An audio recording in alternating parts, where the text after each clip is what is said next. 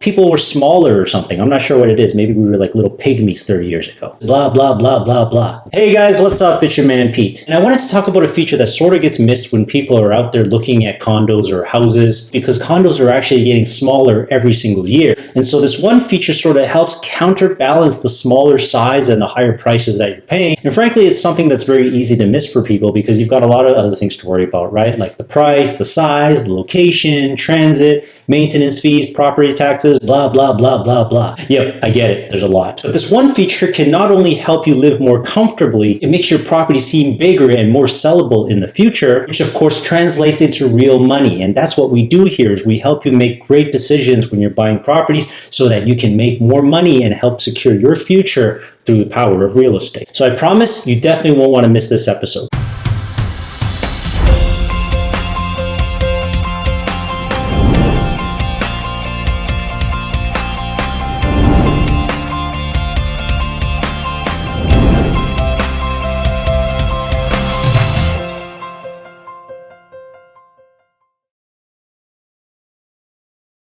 So going through buying your property, especially the very first time, can be daunting, right? There's so many things involved you got to think about. You do your finances and mortgage, and then you got to find an agent, somebody you got to work with, somebody that you trust who knows what they're doing, because it's a pretty big decision. You set up a list of properties that you're going to go out and see, and then you start breaking down each property. This property has a brand new kitchen, which I like, but the location is just a little, I really love this property, but it's so expensive. I don't think I can afford it. I think the bidding is just going to be too crazy for this property. And then of course, hopefully if everything goes well, then you're ready to submit an offer and hopefully be able to lock in a deal and buy your first place. And something that novice or first-time home buyers, or frankly even sometimes seasoned investors, miss when you go into a property, the first thing that most people notice is the flooring, the walls. How are the views? How's the natural lighting? How nice and modern the kitchen is. Like, is it stone? Is it stainless steel appliances? And so there's a long list of things that you have to sort of think about and get through when you're buying your first condo. And oftentimes what gets forgotten and missed is the ceiling height. Now, I'm not going to say that the ceiling height is going to be a make or break deal for many people, but let's look at it this way.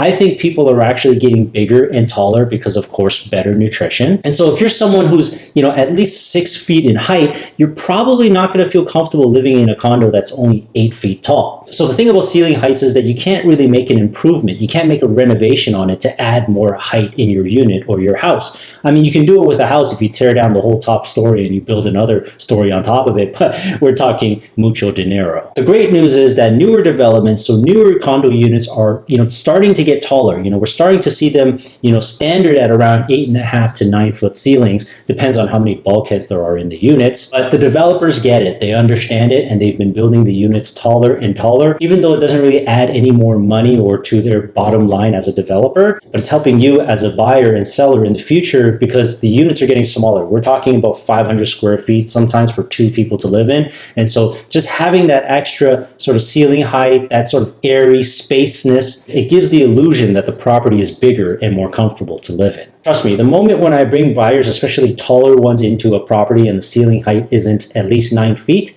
oftentimes the feedback I'll get from them is, I just didn't like the property, or the property felt small. And typically that usually means the square footage and the size of the property, but it could also mean the ceiling height too, because, we don't want to feel claustrophobic. We don't want to feel like we're trapped in a cage, because living in a condo is already small enough. And if you've got low ceilings as well too, it just makes it unbearable, and people don't even want to put in an offer, and they don't want to buy the place. They just didn't think about ceiling heights being an important feature, and it definitely wasn't something that they were willing to spend more money to build to make people happy. Kind of like how houses back in the day didn't have bathroom en suites in the master or primary bedrooms. These days it's become kind of standard and people expect it. And then so sometimes it doesn't even matter how big a house or a condo is. If the ceiling heights are low, it just gives the illusion that it feels like it's small. And even not that long ago in the condo game, maybe 5 or 10 years ago, condos were still coming out at 8-foot ceiling heights, and you'd have to pay extra for the higher ceiling height, or you'd have to buy a penthouse unit or some sort of loft-like suite. But these days it is becoming a lot more standard. And so yes, you're going to have to pay more for it, but you buy the newer one,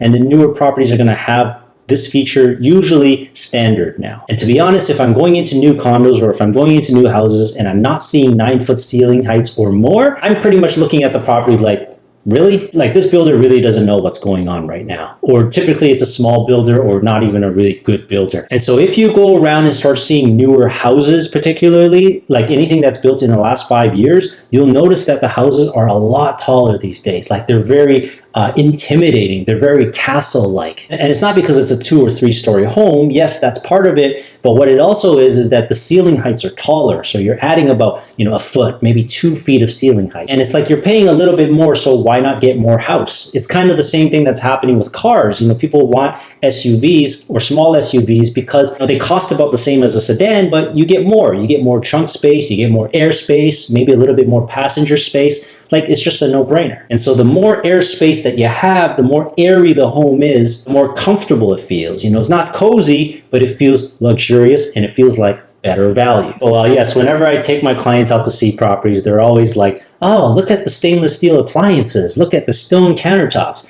And then when I bring up the ceiling heights, they're kind of like, meh, but look at this granite waterfall center island. We always want to make sure that the technical and important things are there. But again, you're the one making the decision to buy the property. You're the one that's dropping down tens of thousands of dollars. So as long as you like the property and you're okay with it, hey, that's the most important thing, right? But from an investment standpoint, to make your property more sellable, if I had to choose between 2 properties that were virtually identical, I would probably go with the one with the higher ceiling height, and it would probably be worth paying a little bit more for it as well too, because you'll end up getting more when you sell the property. But of course, I'm always looking a few more steps ahead for my clients, right? And believe me, many of my clients in the past have told me months or even years later after they purchased their home, just how important a decision it was to buy something with higher ceiling. Basically, they end up thanking me later. And of course, another underrated thing about higher ceilings is that now you can also hang nicer and longer and bigger gaudy light fixtures. Because with higher ceiling heights, not only do they look better, but it can also prevent you from smashing your head into the light fixtures every time you walk by them. And then of course, if you want to hang some really nice artwork or photography, it always looks better with a taller wall. And if you want to do a feature wall, of course, it's going to look better with a bigger and taller wall as well too. It's probably subconscious because there probably isn't any actual real data about whether, selling something with a higher ceiling is going to translate to more dollars. But at the end of the day, what I know about it is, as an agent, we always have to bring that up, and that always adds to the value of the property. Because you can be sure if I noticed it when I'm helping my client to buy it and later they want to sell it with me again, I'm going to bring it up and I'm going to make a point of it too when I'm selling the property as a very important feature. And believe me, it's something most novice and first-time home buyers don't even think about. It doesn't even cross their mind, which is why, of course, you want to work with the pros here at Selling Toronto so that we can help you add value to your property and help you build your net worth, not just for this property, but for many, many years to come. So I hope this video was helpful and useful in some way. Please be sure to hit the subscribe button if you did like this video. Give us a thumbs up. Feel free to leave a comment. But yeah, ceiling height, totally underrated, and definitely more important as property values keep getting more expensive and sizes keep getting smaller and smaller and smaller. So we'll see you guys in the next one. Thanks for watching and bye for now.